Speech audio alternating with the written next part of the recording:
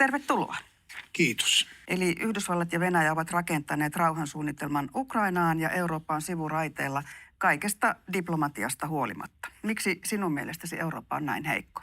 Eurooppa on monessa mielessä ollut heikko jo pitkään, varsinkin taloudellisesti.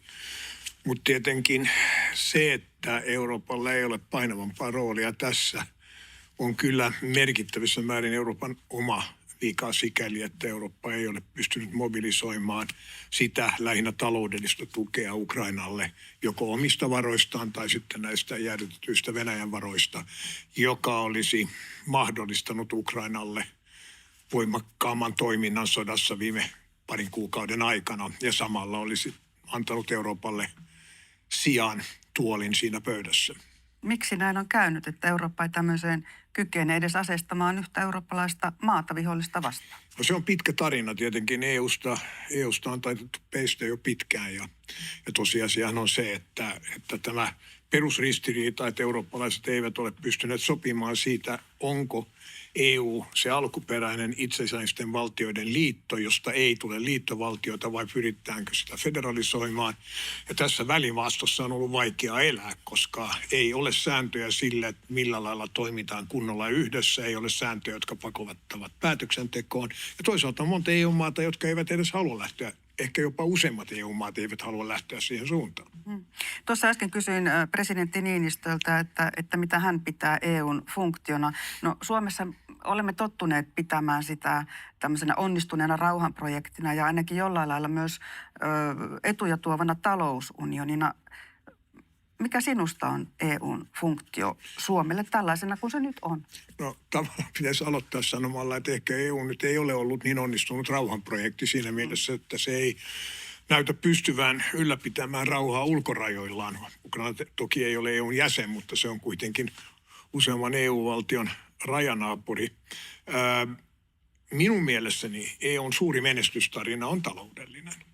Se on sisämarkkinoiden kehitys, se on rajojen tulli- ja vastaavien muodollisuuksien poistaminen, se on yhteisvaluutta ja joukko muita asioita. EU on taloudellinen unioni ja siinä se on menestynyt, siinä se on tärkeä ja sellaisena sen pitää säilyä. Sitten EU on rakennettu tällaista poliittista ylärakennetta, parlamentti mukaan lukien, joka istuu aika huonosti pelkkään talousunioniin. Ja sitä EUn itse täytyy harkita, pitäisikö sitä muuttaa. Millaisena näet sen, että miten EU palvelee tällä hetkellä Suomea sellaisena kuin se nyt on? No se tarjoaa Suomelle sisämarkkinat ja se on erittäin suuri asia. Se tarjoaa myös Suomelle ja Suomen kansalaiselle helppoa liikkumista ja asumista yhtenäistetyttä, ainakin jotenkuten yhtenäistetyt pääomamarkkinat ja työmarkkinat. Se on Suomelle erinomaisen tärkeää. Täytyy muistaa, että me olemme viimeinen bussipysäkki siellä niin kuin EUn laitamailla. Orpo on kunnostautunut pitämällä yllä tämmöistä toivopuhetta, tsemppipuhetta, sitä riittää. Mikä merkitys toivotaan puheella on? No ensin on kai sanottava, että se kuuluu vähän niin kuin viranhoitoon, eikö totta? Uskon täällä niin taloustieteilijöiden keskuudessa keskustellaan erittäin monimutkaisella ja vähän matemaattisella tavalla siitä, miten paljon ihmisiä pystyy niin kuin ohjaamaan tai johtamaan harhaan tai synnyttämään niissä mieltymyksiä, joita niillä ei muuten olisi. Ja sitten on yksi koulukunta, joka sanoo, että se jota kutsutaan yleensä rationaalisten odotusten koulukunnaksi, joka sanoo, että niin kuin kaikkia ihmisiä ei voi samaan aikaan huijata ja näin päin pois. Ja sitten on niitä, jotka uskovat siihen, että ihmiset voivat olla irrationaalisia vähän pidemmällä aikavälillä. Mutta jätetään talousteoria sivuun ja mun mielestä todellisuus on näyttänyt, että tämmöinen optimismipuhe, jolla ei ole hirveän paljon katetta, se ei toimi erityisen hyvin. Viimeksi eilen valtiovarainministeriö tuli julkisuuteen ja sanoi, että näkymät ovat synkempiä kuin mitä ollaan arvioitu ja mallissa on jotain vikaa ja tässä on joku tekijä, jota emme tunne ja tästä syystä nyt tulee olemaan synkempää kuin mitä luvattiinkaan. No mennään tähän, mitä Mikko Spolander, VM:n kansantalousosaston päällikkö sanoi. Hän todella sanoi Helsingin Sanomissa niin, että ministeriö joutuu alentamaan loppuvuoden Suomen talouden kasvuennustetta. Sitä samaan aikaan muualla korjataan ylöspäin. Ja todella tämmöinen näkymätön jarru, jokin tekijä siellä on, josta ei ole täyttä varmuutta, että mikä se on. No mikä se voisi olla? No taloudelliset mallit on rajallisia. Ne ei kuvaa kaikkea. Niistä on pakko jättää asioita pois, koska muuten ne ei ole matemaattisesti ratkaistavissa tai niille ei ole dataa tai jotain muuta. Ja sitä mallista puuttuu kyllä aika monta tekijää todellisesta maailmasta, joten tämä jarru voi kyllä olla moniakin asioita. Mutta sen pitää olla tehokas. Sen pitää olla iso tekijä. Joo, ja niitäkin on monta. Ja se, mitä minä olen julkisuudessa nostanut esiin, on se tosiasia, että tästä maasta on lähtenyt pääomia, täältä on lähtenyt ihmisiä. Ja täältä lähtee koko ajan niitä molempia, koska tämä maa ei pysty tällä hetkellä atrahoimaan niitä. Näit itse tuossa, miten pääministeri puhui siitä, että saadaan tähän maahan investointeja. Niitä ei ole saatu, johtuen pitkälti siitä, että täältä on lähtenyt pääomia muualle ja täältä on lähtenyt ihmisiä muualle siksi, että meidän ympäristömme ei ole kilpailukykyinen. Mennään investointeihin kohta, mutta mikä merkitys mahtaa olla semmoisella asialla, että puhutaan jatkuvasti tätä tsemppipuhetta ja toivopuhetta ja sitten toisaalla puhutaan siitä, että lisäsopeutustarve on 10 miljardia ja puolustusmenojen kasvu on 11-14 miljardia, joka tarkoittaa taas lisäsopeutuksia. Sitten kun näitä laskee yhteen, niin ne miljardit vaan vilkkuu ja vilisee silmissä ja kotitaloudet eivät uskalla kuluttaa. No, en nyt tiedä, onko kotitalouksien kulutus jäänyt nyt pitkälle siitä, mitä niin kuin ennusteet alun perin näyttivät. Se, että jatkuvasti hehkutetaan parempaa niin kuin lähitulevaisuutta ja sitten osoittautuu, että näin ei sitten käykään. Tietenkin se syö luottamusta ja uskottavuutta, mutta jos mä sanon olla vähän ilkeä sinun ammattikunnalle, niin kyllä toimittajakunta on tehnyt tätä enemmän kuin poliitikot. Mitä olemme tehneet väärin? Te olette hehkuttaneet. Joka ikinen pieni positiivinen uutinen on niin kuin lyöty suurilla otsikoilla ja se tosiasia, että Suomen talous edelleenkään ei tuota erityisen paljon kasvua tai ei yhtään mitään kasvua. Se jää usein sinne niin kuin alaviitteen rooliin. No itse en nyt ota tätä kritiikkiä vastaan. Sinä et ole taloustoimittaja, sä et kirjoita näitä, sä teet näitä isompia juttuja, mutta tosiasia on ollut se, että tämä ajatus siitä, että meidän pitää hehkuttaa niin kuin sitä, että alkaa mennä paremmin, niin se ei ole toiminut erityisen hyvin. No ei se ole toiminut ja kun katsoo Eurostatin tilastoa 3. vuosineljännekseltä tänä vuonna, niin se kertoo, että Suomi todella oli ainoa EU-maa, jonka talous supistui. Ruotsin talous kasvoi 2,4%, Puolan 3,7%, Irlannin lukua ne kehtaa edes sanoa. Ensi viikolla selviää, onko tämä viimeinenkin neljännes miinusmerkkinen. Miksi Suomi on ainoa? Ensinnäkin on tärkeää, että pari vuosineljännestä siinä, että tänne eivät sinällään merkitse. Koko vuosikaan ei merkitse. Meillä on 18. No sanotaan 18 on se täsmällinen luku, mutta sinne päin. Ja se on se suuri probleema. Me emme ole tekemissä suhdanneongelman kanssa. Ja tämä on asia, josta ollaan keskusteltu monta kertaa ja olen yrittänyt joskus itsekin, kun tilaisuus on tullut huomauttaa, että tämä ei ole suhdanneongelma. Suhdanteet eivät kestä 18 vuotta. Tämä on rakenneongelma. Ja nyt tavallaan ylijohtaja Spolander tämä vahvistaa ja sanoo, että tässä on nyt joku ihmeellinen tekijä niin kuin tässä yhtälössä, jota he eivät ymmärrä. Eli joku rakenteellinen asia, joka merkitsee sitä, että heidän mallinsa ennustaa väärin. No ne rakenteelliset tekijät, joita aina tarjotaan tässä kohtaa, ovat se, että Nokia meni menojaan, metsäteollisuudessa rakennemuutos ja jäykät työmarkkinat. No tähän olen sanonut jo monta kertaa, miksi en ota sitä kritiikkiä vastaan, että en osta tätä selitystä enää. Sekään ei enää päde, kun puhutaan 18 vuodesta. No meitä on tässä kaksi. Minäkään en osta tätä kritiikkiä. Olen uskalti sanonut, että Nokialla voi ehkä selittää 5 ensimmäistä vuotta tästä, mutta mikä tahansa jotenkuten toimiva markkinatalous korjaa 5 vuodessa resurssiallokaationsa sellaiseksi, että niillä samalla resursseilla tehdään jotain muuta kuin kännyköitä, eikö totta? Metsäteollisuuden osalta ei siellä ole mennyt huonosti. Itse asiassa nyt siis Ukrainan sodan käynnistyttyä, niin tämä raaka-aineongelma on muodostunut aika suureksi, mutta se on sitten niin kuin lisätekijä tässä surullisessa yhtälössä. Se suuri probleema on se, että Suomi ei vedä puoleensa rahaa eikä ihmisiä, vaan päinvastoin työntää niitä jonkin verran pois.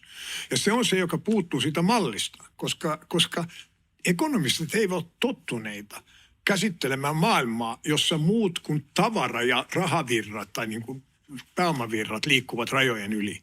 Ihmisten liikkuminen rajojen yli on ekonomistien malleilla aika yllättävää ja varsinkin niin kuin varakkaiden ihmisten, kapitalistien liikkuminen rajojen yli, se vasta on taloudelliselle mallille yllättävää.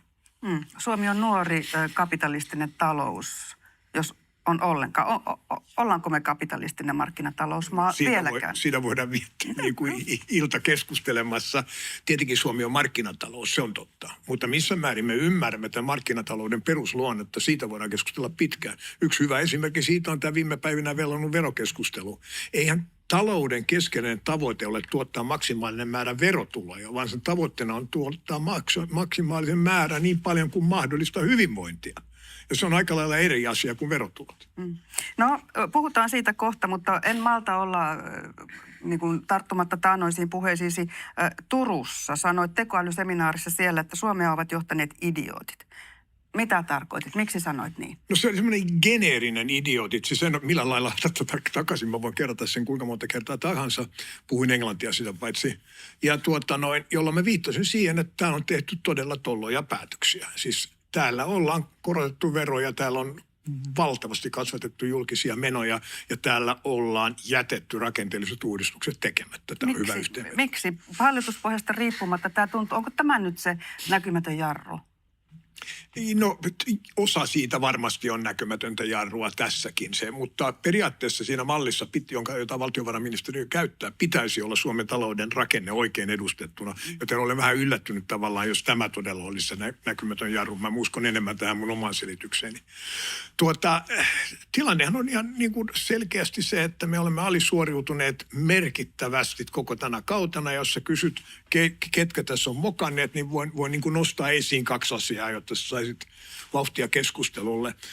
Ensimmäinen niistä on tietenkin Jyrki Kataisen hallituksen ohjelma. Ja se ei ollut yksinomaisesti Jyrkin, se ei ollut edes pääasiallisesti Jyrkin vika. Vaan se oli sosiaalidemokraattien ja Eero Heinäluoman diktaatti, koska se hallitusneuvottelut, jos muistat sen vuonna 2011, pyöri tällä lailla. Se oli katastrofaalinen ohjelma, jolla korotettiin veroja ja kasvatettiin julkisia menoja just silloin, kun ei olisi pitänyt sitä tehdä ja eikä muutenkaan pitäisi sitä tehdä. Tämä on toinen niistä ja sitten tietenkin yleisemmin niin kuin tunnustettu moka oli sekä Rinteen ja varsinkin Marinin hallituksen. Sehän oli sama hallitus, varainkäyttö, joka oli niin kuin 4 standardipoikkeamaa järkevästä. 41 miljardia menoja lisää ja niistä sitten huomattava osa pysyviä. Se oli se Marinin hallituksen saldo, mutta se peruskysymys, jonka jo kysyn uudestaan toisella tavalla, että miksi poliitikot toimivat näin Suomessa hallituspohjasta riippumatta? Poliitikot toimivat aina sillä lailla, ne rakastavat tietenkin menojen kasvattamista silloin, kun siinä on mahdollisuus. Ja siksi me tarvitsemme mekanismeja, joka... Mutta ei ne muualla toimi näin, koska niitä... Kyllä ne muualla toimivat ihan samalla lailla. Mutta esimerkiksi Ruotsissa tämmöinen velkajarrutyyppinen mekanismi on ollut paikalla jo 4. vuosisadan. En muista täsmälleen, koska se tuli 20 vuotta joka tapauksessa. Ja muualla maailmassa on konstitutionaalisia, jopa perustuslakiin rakennettuja mekanismeja, joka tekee vaikeaksi kasvattaa julkisia menoja tai nostaa veroja. Nykyisen hallituksen ohjelma on kuitenkin kuin elinkeinoelämän pelikirjasta suoraan. Kuinka pitkälle se riittää jatkossa? No se on kyllä elinkeinoelämän tämmöinen minimalistinen pelikirja. Eli siellä tehdään ihan oikeita asioita, mutta niitä tehdään hirveän niin kuin aivan liian vähän. Ja kun olen sanonut tämän joillekin ministereille ja muille päätöksentekijöille, niin ne myöntävät tämän. Mutta sitten ne sanoo, että muu ei ole poliittisesti mahdollista. Eli tullaan takaisin siihen sinun kysymykseen, että miksei Suomessa ole poliittisesti mahdollista tehdä suuria asioita. Suuria asioita tässä maassa taloudellisesti tehtiin viimeksi vuonna 1992. Puhutaan siitä myöhemmin. Se oli se Ahon hallituksen suuri verouudistus. Tiedän, että haluat veroista puhua, mutta nämä investoinnit, mistä se johtuu, että raha ei löydä Suomeen? Onko se vaan verotuksesta kiinni? Tai mistä johtuu, että kaltaisesi lähtevät? Mä oon sanonut jo yhden näistä. Me ollaan viimeinen bussipysäkki. Pidetään se ensinnäkin mielessä. Meillä on ilmasto, joka on hyvä vain yhteen asiaan, eli datakeskusten viilentämiseen. Muuten se ei ole erityisen attraktiivinen, varsinkaan ei niin kuin inhimilliselle pääomalle. Ja sitten olemme keksineet rakentaa verotuksen, jossa on vähemmän poikkeuksia, joka ensinnäkin on raskaampi kuin muualla ja sillä on vähemmän poikkeuksia kuin juuri missään muualla. Ja meillä on heikoimmat niin kuin ympäristöedellytykset ja sen päälle me olemme rakentaneet ehkä tylsimmän mahdollisen niin kuin ylärakenteen verotuksesta.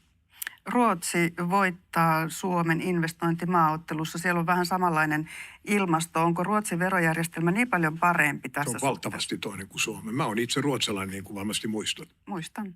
Millä tavalla se on niin paljon parempi? No se on monia asioita. Ensinnäkin sieltähän on otettu kaikki varallisuusperintö- ja lahjaverot pois. Demarit otti niin pois Ruotsin demarit on tässä niin kuin ne, jotka on ajatelleet, olleet kaukaa viisaita, jos näin haluaisin sanoa. Siellä on myös erinomaisen monta pienempää sääntöä. Siellä esimerkiksi miten tavallisen kansalaisen pitkäaikaissäästämistä, eli joko rahasto- tai henkivakuutussäästämistä verotetaan. Silloin on aivan oma sääntö, joka on erinomaisen paljon edullisempi ihan tavallisille ihmisille kuin Suomessa. Ja tätä listaa voi jatkaa. Siellä on rakennettu valtavan määrä poikkeuksia, jotka niin kuin edistävät pääomamuodostusta ja investointeja ja niin kuin sanoin, helpottavat perheyritysten sukupolvenvaihdoksia ja vastaavaa. Ja edelleen se sama peruskysymys, että miksi näin on? Missä se perussyy on, että Suomessa tätä ei tehdä? Suomi ei tätä kapitalismia ymmärrä samalla tavalla kuin se Ruotsissa ymmärretään. Ruotsalaisten demareille koitui sitten loppujen lopuksi onneksi se, että ne sai hallita niin pitkään ja tehdä niin suuria virheitä, kun ne vielä Olof Palmen aikana tekivät. Ja kun sitten Ingvar Carlsson tuli valtaan, niin alkoi Ruotsin demaripuolueessa ennen kaikkea valtiovarainministeri Kjell-Olof Feldtin johdolla iso debatti siitä, jossa yksi elementti oli tällainen hälften kvar, eli että marginaaliverot ei saisi olla yli 50%, mutta siinä oli paljon muutakin. Demarit kävi tätä läpi ja tulivat yhteen ajatukseen. Niin kuin, ja se oli se, että kapitalismi on vaikea pyörittää ilman kapitalisteja. Ruotsista oli lähtenyt 40 000 varakasta ihmistä vain Englantiin tänä pitkänä sosiaalidemokraattisena valtakautena. Ja vuodesta 2000 eteenpäin tai vuodesta 90 jotakin eteenpäin, ne alkoi muuttaa takaisin. Hyvin suuri osa niistä on muuttanut takaisin. Mikä saisi sinut muuttamaan takaisin Suomeen? Millainen muutos? No, mä oon huono esimerkki siksi, että mun lapset ja lapsenlapset asuu maailmalla. Ja varsinkin vaimoni haluaa tavata lapsenlapsia niin usein kuin mahdollista. Mä oon niin kuin epätodennäköinen keissi tässä suhteessa, mutta jos mä puhun vertaisistani, niin tietenkin kyse on siitä, että ensinnäkin, varsinkin jos tulee minun ikään, niin perintö- ja lahjaverotuksella on suuri merkitys, eikö totta? Mutta yleisemmin verouudistus, joka vie Suomen verojärjestelmään edes niin kuin lähemmäksi Ruotsin järjestelmää. Nyt täytyy muistaa, että Ruotsi ei ole mikään niin kuin veroparatiisi. Se on sosiaalidemokraattinen hyvinvointivaltio. Kun hyvinvointivaltioon nyt tässä mentiin, niin katsotaan insertti. Tällä viikolla hallitus antoi eduskunnalle lakiesityksen julkisen talouden hoitamisesta. Valtiovarainministeri Riikka Purran puheesta ei kuulla toivo, kuten pääministerin puheesta, vaan ennemminkin epätoivo. Iso kuva kaikessa yksinkertaisuudessaan valitettavasti on, että olemme rakentaneet vuosikymmenten kuluessa liian suuren sosiaalivaltion, jonka menotarpeet mitoitettiin Nokia-klusterin huumavuosiin. Tuo huuma oli, hyvät kuulijat, kuitenkin kangastus, eikä raha lisääntyneisiin ja kasvaneisiin etuihin, oikeuksiin ja tukiin yksinkertaisesti riitä. Varsinkaan näillä turvallisuus- ja puolustustarpeilla ja tällaisella väestökehityksellä. Melko synkkää puhetta. Valtiovarainministeri puhui siinä suoraan. Mikä on sinun käsityksesi siitä, että mihin suomalainen hyvinvointivaltio päätyy nykyisellä tahdilla? Jos nykyinen tahti tarkoittaa niin kuin vain lineaarista ekstrapolaatiota, että jatketaan samaan suuntaan. No niin, jos ei se suunta käänny, kun niin. Se ei ole kääntynyt. No silloin sinä tiedät itsekin, minne se joutuu. Siitä tulee katastrofi. Siitä tulee Kreikka-tyyppinen konkurssi sillä erotuksella, että Suomessa on niin kylmää, että kukaan ei lähde ulos toreille polttamaan autoja turhan päälle. Mutta tietenkin käännöksiä tapahtuu ja mun täytyy vaan sanoa, että mä en ollut nähnyt tuota Riikka Purran puhetta ja täytyy sanoa, että en olisi osannut itse tiivistää tuota paremmin kuin hän. No hyvinvointivaltion ytimessä on sosiaalipolitiikka. Mennään sinne verotukseen vähän myöhemmin vielä. Niin mitä ne ovat ne suomalaisen hyvinvointivaltion virheet ja onnistumiset, kun sosiaalipolitiikasta puhutaan? Kyllä tärkeintä. Siis Suomessa aloitetaan aina keskustelu sosiaalipolitiikasta niin kuin se olisi nollasumma peli, niin kuin jaetaan jotain kiinteätä pottia. Meidän täytyy muistaa, että se ei sitä ole. Vielä 70-luvulla puhuttiin Suomessakin kakun kasvattamisesta. Sosiaalipolitiikka vaikuttaa kannustimeen. Se, kuinka paljon sulle maksetaan siitä, että sä et tee työtä, vaikuttaa siihen, minkälaisen työn sä otat vastaan, eikö totta? Ja tämä tarkoittaa sitä, että jos me rakennamme sosiaalipolitiikan niin kuin huonosti kannustavaksi, niin se tulee kamalan paljon kalliimmaksi kansakunnalle, kuin jos se on kannustava. Me olemme tässä maassa puhuneet tämmöisestä niin kuin kansalaispalkka perustili, universal credit-tyyppisistä sosiaalipoliittisista ratkaisusta ja ollaan otettu pieniä askelia siihen suuntaan. Meillä on pakko päästä järjestelmään, jossa ihmisiä kannustetaan muullakin kuin jonkun sosiaalityöntekijän niin kuin kilteillä sanoilla palaamaan työelämään. Se on osittain niin kuin kovaakin tekstiä. Siinä tarvitaan sekä keppiä että porkkanaa. Mutta suomalaisten täytyisi oppia ymmärtämään, että tämä ei ole niin kuin peli, tämä ei ole nollasumma peli, vaan jos me järkeistetään esimerkiksi sosiaalipolitiikkaamme, niin tämä kakku saadaan kasvamaan. Ja kun se kasvaa, niin siellä on kaikille jotakin. Nyt näyttää siltä, kuin tätä hyvinvointivaltiota jotenkin pelastettaisiin niiden kaikkein köyhimpien rahoilla siinä mielessä, että toimeentulotukea on leikattu, työttömyysturvaa on leikattu samaan aikaan, kun verotusta kuitenkin on helpotettu niin, että se kaikkein rikkaimpien oloa helpottaa entisestään. Niin miten tämä nyt? Nyt sä käyt prikulleen sitä keskustelua, joka mä sanoin, että ei pidä käydä, koska tässä on just se ongelma, että me aletaan keskustella, kuka saa mitäkin. Ja sitä keskustellaan staattisesti, eli tässä hetkessä. Se keskeinen ominaisuus sosiaalipolitiikassa, että se vaikuttaa ihmisten kannustimeen, joka kuulostaa ehkä fraasilta, ihmisten haluun, kykyyn tai tarpeeseen tehdä työtä, tehdä jotain järkevää. Ja se on se kriittinen asia siinä. Me tarvitsemme uudistuksia, jotka kasvattaa meidän tehtyjä työpäiviä ja työtuntejamme. Niin sitä kautta kasvaa kakku. Juuri näin. Moni työtön tuskastuu siihen, että pitäisi tehdä enemmän töitä. Vastakysymys on, että mitä töitä, kun töitä ei saa vaikka kuinka hakea. No silloin sä tulet siihen toiseen osaan sitä yhtälöä. Tietenkin voi sanoa, että jossain määrin tämä liittyy sosiaalipolitiikkaan, koska ei niitä töitä välttämättä omalta paikkakunnalta, varsinkin jos se sijaitsee metsäteollisuuspaikkakunnalla tai jotain vastaavaa, välttämättä löydy. Eli tarvitsisi vähän muuttaakin. Ja mä ymmärrän, että se voi olla vaikeaa, mutta se on välttämätön osa tätä. Toiseksi, kun sanot, mistä saa töitä, niin tietenkin silloin me tulemme pääministeri Orpon kysymykseen investoinneista. Ja silloin me päädymme verotukseen, koska meidän täytyy synnyttää kannustimia investoida, eli tehdä Suomi investointikohteena kilpailukykyisemmäksi verrattuna meidän kilpailijamaihin. Okei, mennään sitten sinne verotukseen. Suomi on lähihistoriassaan ponnistanut ylös syvästä lamasta. Se oli silloin 1990-luvulla. Mainitsit vuosiluvun 1992 ja niillä paikkeilla nousi Nokia ja Esko Ahon hallitus teki suuren verouudistuksen. Miksi? Miten Ahon verouudistus sysäsi kasvun käyntiin? Ensin mun täytyy sikäli korjata, että 92 mentiin vielä roimaa vauhtia alaspäin 93. No. Joo, se tuli vähän myöhemmin, mutta se oli pikkujuttu.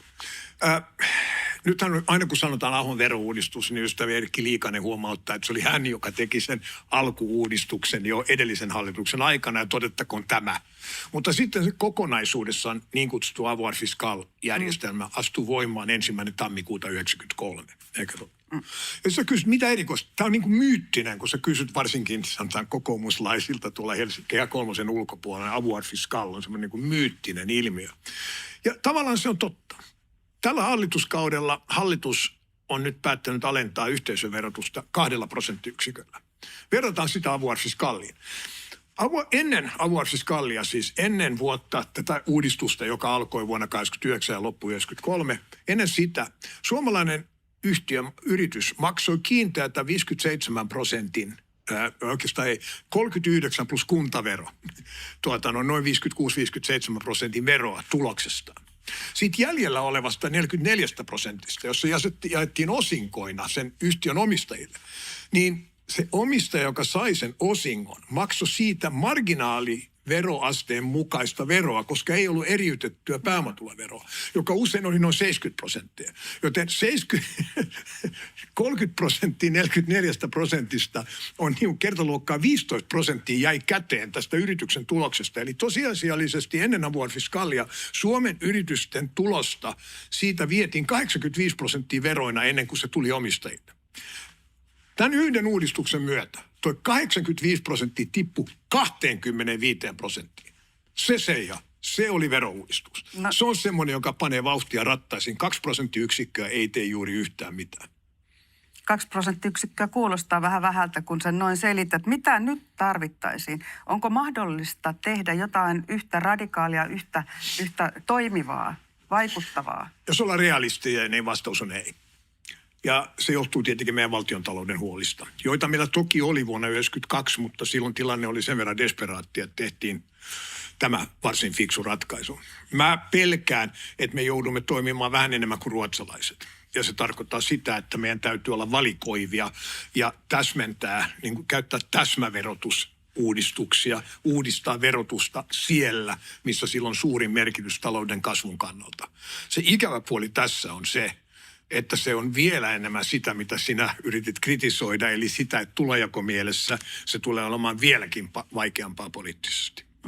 No tässä nyt on esimerkiksi Vasemmistoliitto kaavaillut miljonääriveroa Suomeen ja kuvittelee ja laskee, että sillä saataisiin miljardi lisää rahaa valtion kassaan. Sinua hymyilyttää. Miksi? Miljardi nyt ei ole hirveän iso raha ensinnäkin.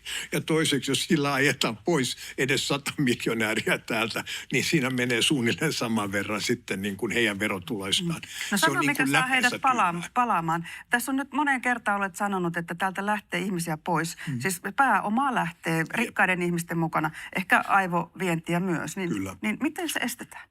Millaisella verouudistuksella? Me rakennetaan kilpailukykyinen verotus. Niin. Useimmat suomalaiset itse asiassa niin ihmeelliseltä kuin se voi vaikuttaa, kun tänne tulee ja tuon ilmastoon menee, haluavat asua Suomessa. Ne pitävät tästä maasta monesta syystä, johon meillä ei ole aikaa nyt mennä. Ja se merkitsee sitä, että ei meidän tarvitse olla dramaattisen niin kuin kilpailukykyä. Ei meidän tarvitse rakentaa Luxemburgia tai Irlantia tänne. Ei se sinällään huono ajatus harkita sitäkin. Nalle, sä puhut niiden ihmisten kanssa, tunnet ne ihmiset. Sä sanoit, että sä et palaa, mutta monet niistä palaa. Mikä saa heidät tulemaan? Minkälainen verouudistus? Mitä veroja pitää laskea? Sinun täytyy ensinnäkin täysin selvä. Sinun täytyy ottaa ne, mitä Ruotsi on tehnyt, eli perintö- ja lahjavero pois. Se on hirveän tärkeää, varsinkin niin kuin mä sanoin tuossa aikaisemmin, kun sä tuut vähän ikättyneempää porukkaa, koska sen painoarvo on erittäin suuri. Toiseksi sun täytyy luultavasti tehdä semmoinenkin uudistus, että sä rakennat jonkun tämmöisen niin kuin superluokan osakesäästötilin, jonka voi tehdä osakeyhtiölain ja verolain pienillä muutoksilla, että sä voit rakentaa Suomeen holding-yhtiön, joka niin kauan kun ne rahat pysyy siinä yhtiössä, niin niitä ei veroteta. Sitä voi myös kutsua Viron malliksi, jos haluaa. Siinä on erilaisia variantteja. Perintö, lahjavero, Viron malli. Tässä olisi niin kuin erittäin rautainen alkupaketti. No olet esitellyt tätä varmaan poliitikoillekin. Minkälaisen vastaanoton ajatukset? Yleensä hirveän hyvin, mutta poliitikot ei ole verotuksen asiantuntijoita. Ja kun selittää, miten esimerkiksi tämmöinen niin kuin yhteisöverolain muutos tapahtuu, niin se menee ikävä kyllä hirveän usein heiltä ohi. Ne niin kuin tajuu, että siellä on jotain hyvää, mutta ne ei ymmärtänyt sen yksityiskohtia. Ja se probleema on se, että varsinkin valtiovarainministeriön vero-osasto katsoo tehtäväkseen puolustaa joka ikistä veropenniä, joka niillä on, miettimättä alkuunkaan niiden veromuotojen kannustinvaikutuksia. Ja tämä tarkoittaa yksinkertaisesti sitä, että me ajetaan hirveän usein seinään virkamiestasolla. Pakko kysyä yleisökysymys tähän verotukseen ja miljonääreihin liittyen. Suomessa on hyvin menestyvä peliala ja tekoälyn ja sen sovellusten kehittäminen on luonut useita nuoria teknomiljonäärejä, jotka sanovat maksavansa veronsa mielellään Suomeen ja sitten te vanhan koulukunnan miljonäärit sinäkin muuttavat pois Suomesta. Yleisö kysyy ja kerrottakoon sekin, että yleisökysymyksiä tuli tähän haastatteluun ennätysmäärä tänä syksynä, eli olet hyvin kiinnostava vieras kansalaisten mielestä. Niin miten kommentoit tätä teknomiljonäärien ja vanhan koulukunnan miljonäärien erilaista suhtautumista veronmaksuun? Ja tämä on yleisökysymys. Joo, tämä on hyvä. Ensinnäkin mä viittaan taas kerran siihen ikäjuttuun. Teknomiljonäärit on 35-vuotiaita, me ollaan 65+-vuotiaita.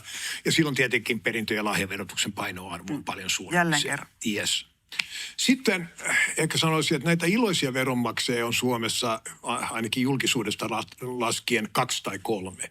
Niitä teknomiljonääriä on kuitenkin paljon enemmän. Ja kun vielä näistä 2-3, mä tiedän, että tästä mä joudun vaikeuksiin, mä sanon, kun mä nyt vähän luulen, että ne kaunistelee totuutta.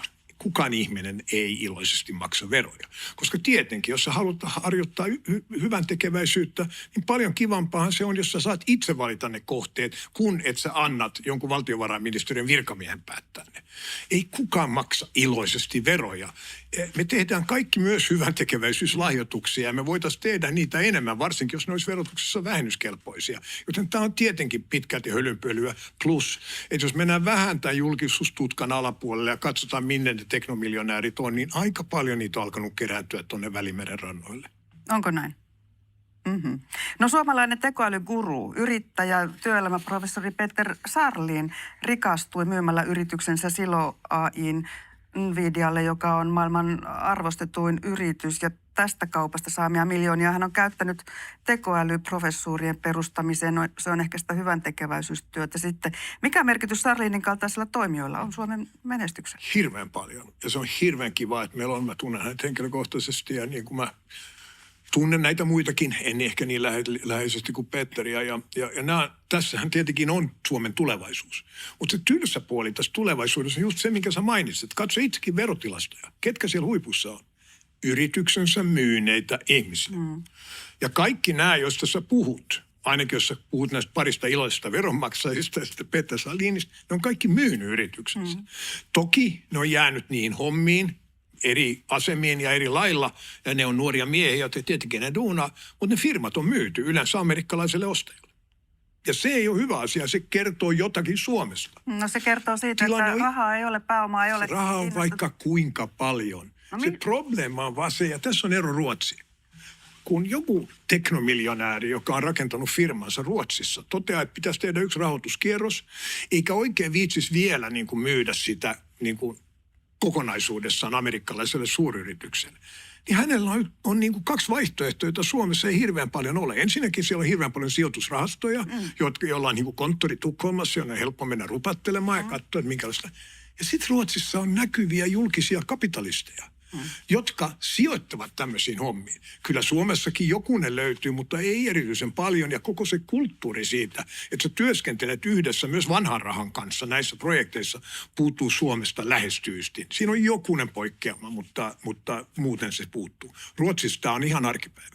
Suomessa ei ole paljon vanhaa rahaa. Suomessa on aika paljon vanhaa rahaa, ihan riittävästi näihin hommiin. Mutta se probleema on, että sitä vanhaa rahaa on ajettu täältä aika tehokkaasti pois. No se on tullut selväksi. Mennään metsäteollisuuteen.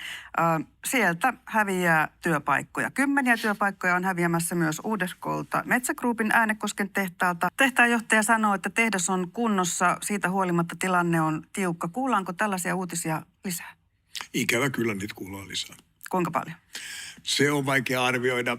Paperikoneita menee vielä kiinni. Paperia, ehkä jopa kartokikoneita menee vielä kiinni.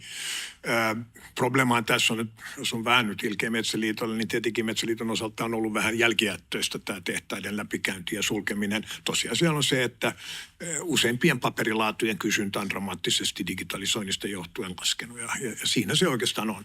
Minulle suuri kysymys on se, että johtuen raaka-ainetilanteesta, niin täällä voi mennä yksi iso sellutehdas kiinni ja se on sitten jotenkin henkisesti ja minun mielessäni niin kuin vielä sitten suurempi asia. Kuinka todennäköisenä tämmöistä pidät, että sellutehdas menisi kiinni tai iso metsäteollisuuden tuotantolaitos?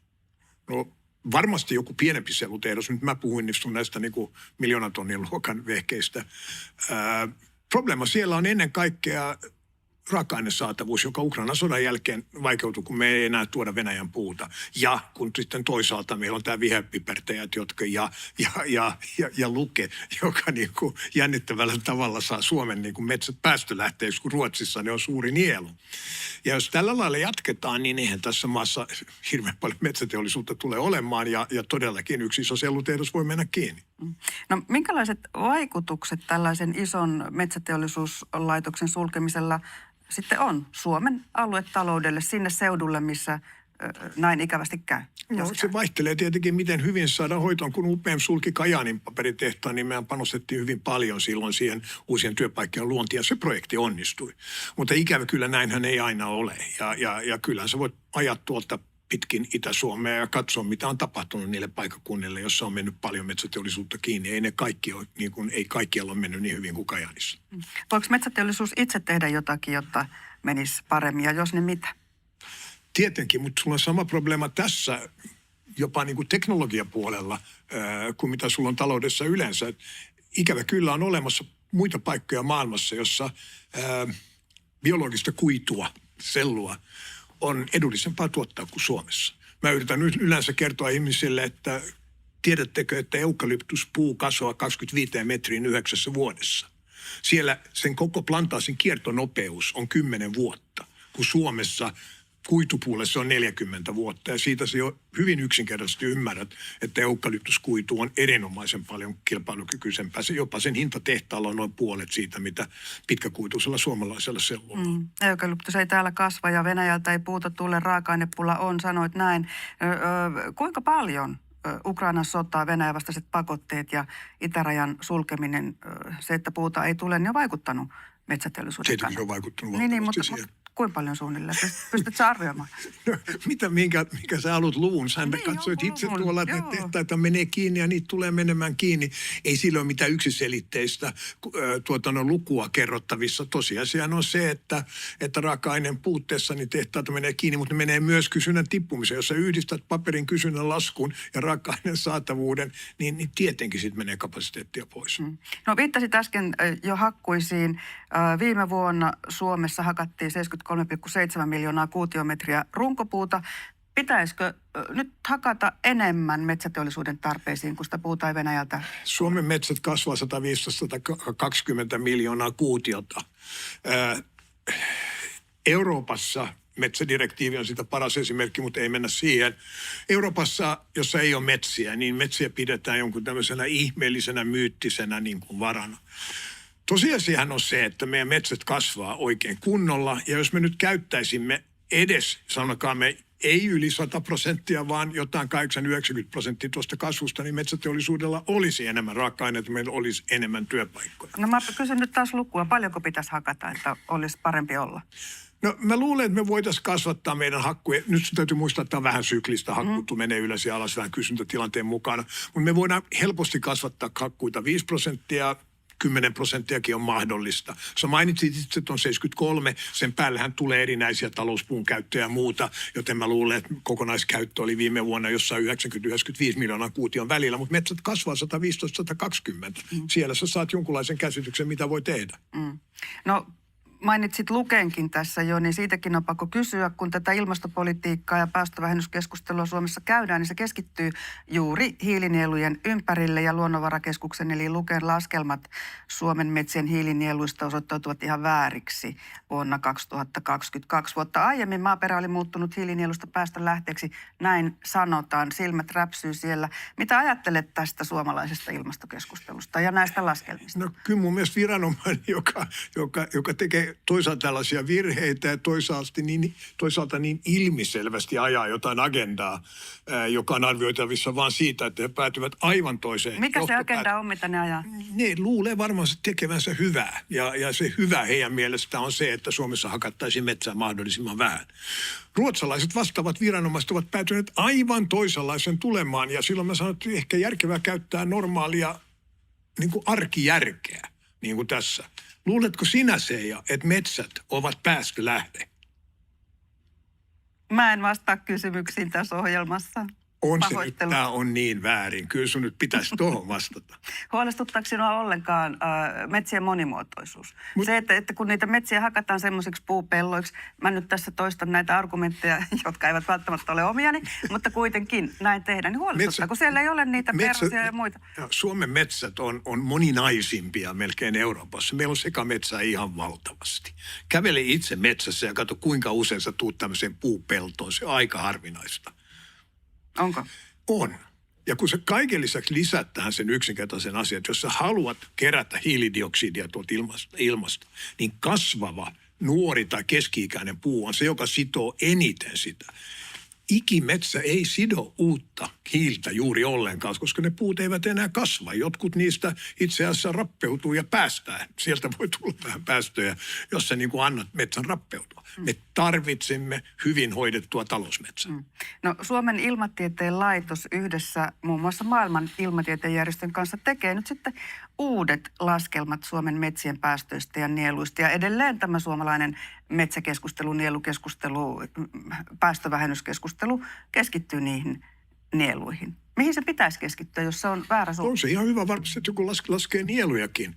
Mutta ratkaisevan tässä niin kuin ensisijaisen tärkeää suomalaisten kannalta on se, että meillä on työtä ja hyvinvointia täällä. Ja jos me tuhoamme ihan jokaisen bisniksen tästä maasta, toiset verotuksella, toiset metsädirektiiveillä, niin ei täällä ole hyvä asua. Eikä täällä ole hyvä tehdä TV-ohjelmia. Kovaa puhetta. Ei se sitä ollut. Tässä alkaa pikkuhiljaa loppua aika. Hiukan synkät ovat olleet nämä näkymät ja päivät ovat tuolla Suomen ilmastossa ulkona lyhyitä, synkeintä syksyä eletään. Missä päin maailmaa vietät perheesi kanssa syksyisin mieluiten aikaasi? No kyllä mukavinta on olla tuolla jossain Välimeren seudulla. Siellä on sekä sivistystä että vähän enemmän lämpöä kuin täällä. Mun vaimoni eilen oli googlannut jonkun säätilan siellä ja sanoi, että herrajasta, siellä on -3 astetta. Osoittautui onneksi, että hän oli painanut väärää nappia ja se oli väärä paikka. Mutta ei me liikutaan hirveän paljon syksyisin. Että me ollaan harva se päivä eri maassa. Mutta silloin, kun ei ole mitään muuta, joka vaatisi, kuten esiintymistä sun TV-ohjelmassa, niin silloin kyllä yleensä valutaan tuonne Välimerelle päin. Yleisradion televisio-ohjelma Olen vain juontaja. Kiitos haastattelusta, taloustieteen tohtori Björn Wahlroos. Hyvin paljon kiitoksia teille, hyvät katsojat, seurasta ja kaikille oikein hyvää viikonloppua synkeistä tunnelmista huolimatta. Kiitos. Kiitos.